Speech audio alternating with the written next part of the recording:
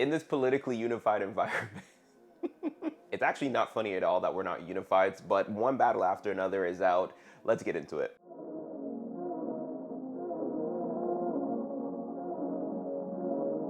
This is a hefty casting for Paul Thomas Anderson's newest film, One Battle After Another. But that being said, there are 4 stars that are in the spotlight. The first one is Tiana Taylor playing Perfidia Beverly Hills, a far-left revolutionary who is entangled in an interesting political position. Leonardo DiCaprio, who plays Bob Ferguson, a washed-up revolutionary who lives in a state of reasonable paranoia. Chase Infinity, who plays Willa Ferguson, the daughter of Bob and Perfidia. And Sean Penn, who plays Stephen J. Lockjaw, the villain, who is a very complex character. The film also stars Regina Hall and Benicio del Toro, who play their roles respectfully well. This plot breakdown for One Battle After Another does have some spoilers, so if you don't want to know what happens, you can just skip to the next timestamp. But basically, Bob and Perfidia, being far-left revolutionaries, are going around detention centers causing a whole lot of mayhem and liberating illegal as well as legal immigrants. Perfidia takes it a step further by engaging with Lockjaw, and that causes him to go down a rabbit hole. I mean, the man had it bad for her. And as I was watching the film and how they were interacting with each other, it really made me think of the Hunchback of Notre Dame,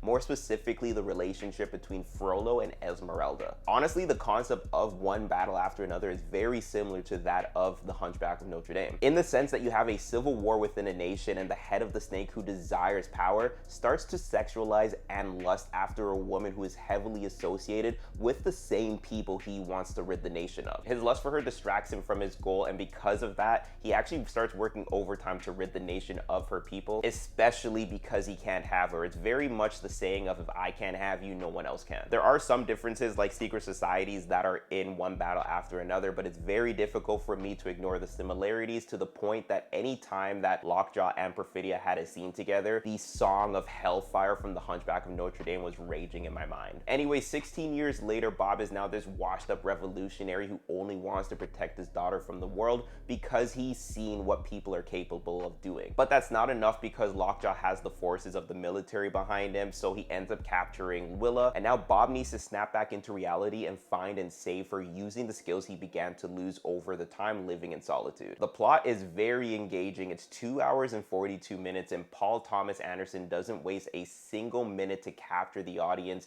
in this cat and mouse love story Odyssey-esque adventure. In terms of quality, One Battle After Another is going to easily be one of the better films of the year. Top 5, maybe even top 3, and I can definitely see nominations coming its way. And this being Chase Infinity's feature film debut is very special because she nailed her role. We'll be seeing more of her, which I'm really excited for, because she took command of every single scene that she was in for this film. I thought her and Leo's father-daughter dynamic of the struggles of wanting to protect your child who doesn't fully understand the world was beautifully highlighted, especially because that wasn't the sole focus of the film, even though it was really important. This is still a political film. It captures what is currently happening in the States with the social unrest and tension between two sides, and it does so in a comedic way that doesn't cross the boundaries of making this satire, which is something I really appreciated. Overall, I have to say that One Battle After Another is easily one of the best films that I've seen this year. It's a must watch, and I can see myself watching it again because it was so fun to do so. From the production, the music, the plot, the script, the acting, the timing of the film, everything came together